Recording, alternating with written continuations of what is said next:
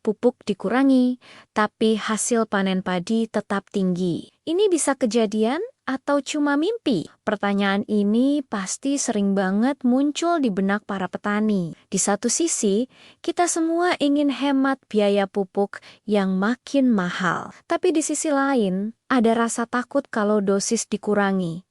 Nanti hasil panennya anjlok. Jujur saja, ini dilema besar. Nah, di video kali ini kita akan bongkar tuntas jawabannya secara jujur, berdasarkan ilmu dan pengalaman langsung di lapangan. Jadi, pastikan tonton sampai selesai biar nggak salah paham lagi. Langsung saja kita jawab dengan tegas. Pertanyaannya, bolehkah dosis pupuk dikurangi tapi hasil padi tetap tinggi? Jawabannya adalah bisa. Ya, Anda tidak salah dengar.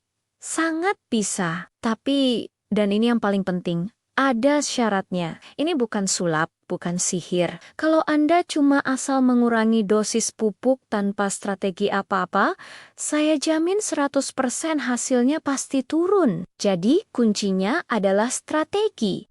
Bukan sekadar memotong dosis. Logikanya sederhana. Mengurangi pupuk tanpa ilmu itu sama saja bunuh diri, pelen-pelen bagi tanaman padi kita. Nah, sekarang mari kita bedah lebih dalam.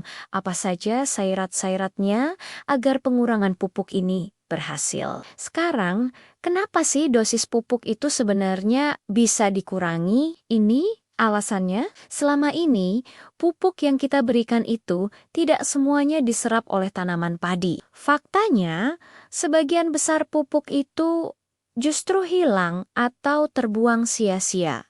Kemana hilangnya? Banyak yang larut terbawa air irigasi, menguap ke udara, atau terikat di dalam tanah, sehingga tidak bisa diserap akar. Penyebabnya bisa karena waktu pemupukan yang tidak tepat, cara aplikasi yang salah, atau kondisi tanah yang tidak mendukung. Jadi, ketika kita bicara soal mengurangi dosis pupuk, yang kita kurangi sebenarnya adalah bagian pupuk yang terbuang sia-sia itu. Bukan nutrisi penting yang benar-benar dibutuhkan oleh tanaman untuk tumbuh dan menghasilkan gabah.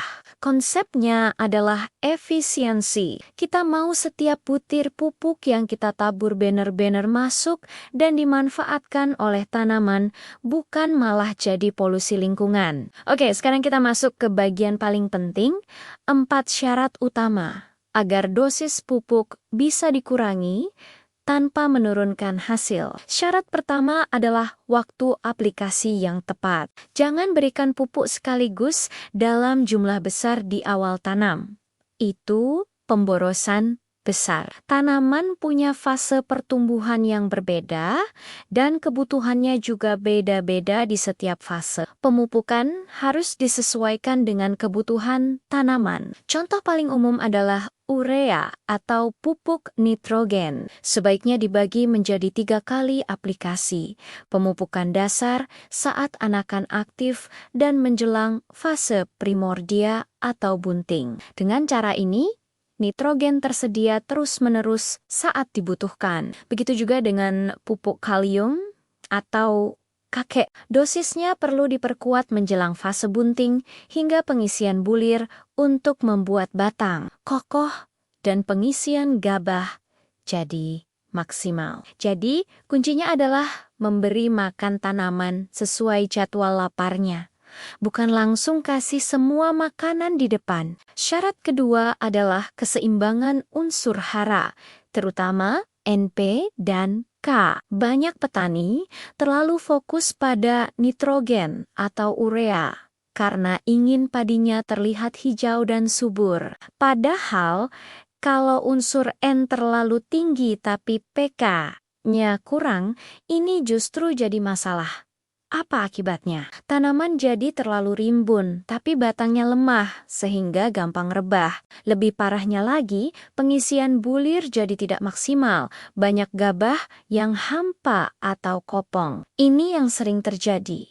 Sebaliknya, coba kita terapkan strategi yang berbeda. Kurangi sedikit dosis nitrogennya, tapi naikkan dosis kaliumnya. Hasilnya justru bisa lebih baik. Batang jadi lebih kokoh, tahan rebah, dan proses pengisian gabah jadi lebih sempurna, membuat bobot panen justru bisa meningkat. Ingat, tanaman itu butuh gizi seimbang, bukan cuma satu jenis nutrisi saja. Lanjut ke syarat ketiga, yaitu tanah yang sehat dan pH yang normal. Ini fondasi dari segalanya. Anda boleh pakai pupuk semahal apapun, tapi kalau tanahnya asam, pupuk itu tidak akan bekerja maksimal. Kenapa?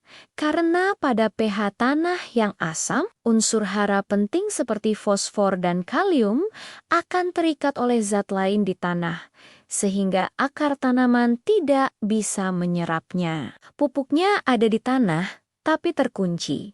Solusinya apa? Rutin berikan kapur pertanian atau dolomit untuk menaikkan pH tanah. Selain itu, perbanyak penggunaan bahan organik seperti kompos atau pupuk kandang. Bahan organik ini bukan cuma memperbaiki struktur tanah, tapi juga menjadi rumah bagi mikroorganisme baik yang membantu menyediakan unsur hara bagi tanaman. Kalau pH tanah sudah ideal di angka 6-7 dan bahan organiknya cukup, efisiensi penyerapan pupuk akan meningkat drastis. Inilah yang memungkinkan kita mengurangi dosis pupuk kimia hingga 20-30% tanpa mengorbankan hasil. Syarat keempat yang sering dilupakan adalah bantuan unsur mikro. Unsur mikro ini seperti vitamin bagi tanaman. Dosisnya memang kecil sekali, tidak sebanyak NPK, tapi pengaruhnya luar biasa besar.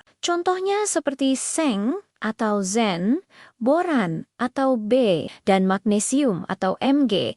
Kekurangan unsur mikro bisa menyebabkan pertumbuhan tanaman terhambat. Misalnya, kekurangan seng bisa membuat anakan jadi kurang produktif. Kekurangan boran bisa mengganggu proses pembungaan dan pengisian bulir. Dengan memberikan unsur mikro yang cukup, metabolisme tanaman akan berjalan lebih efisien. Proses pembentukan anakan jadi lebih baik.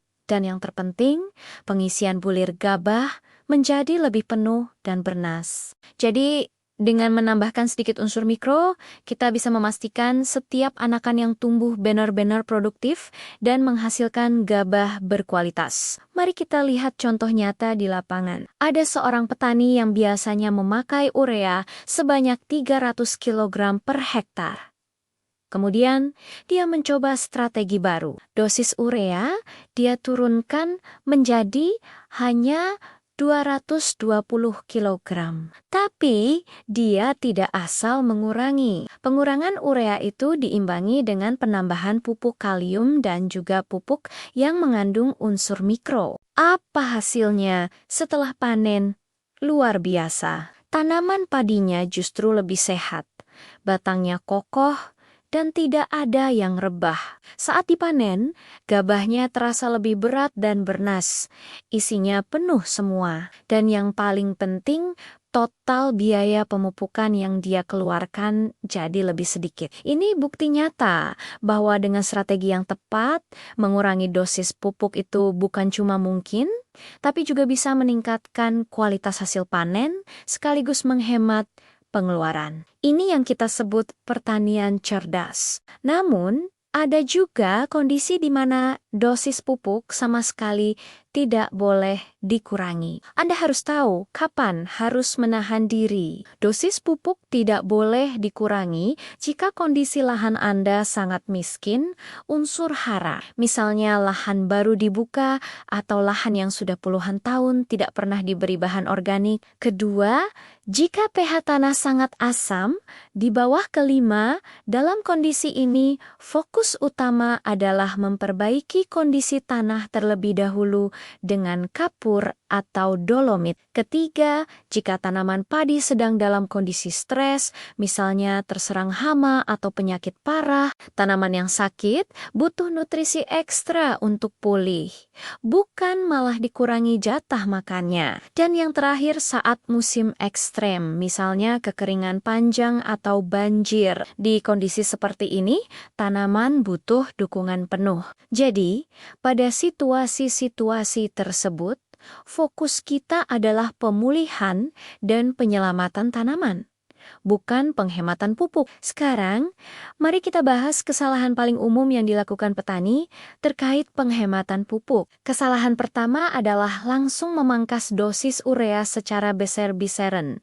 Misalnya dari 300 kilo langsung dipotong jadi 150 kilo, tanpa perhitungan apapun. Ini jelas akan membuat tanaman kekurangan nitrogen dan hasilnya pasti anjlok. Kesalahan kedua adalah mengurangi satu jenis pupuk tanpa menggantinya atau menyeimbangkannya dengan unsur lain. Misalnya, urea dikurangi tapi tidak ada penambahan kalium atau unsur mikro.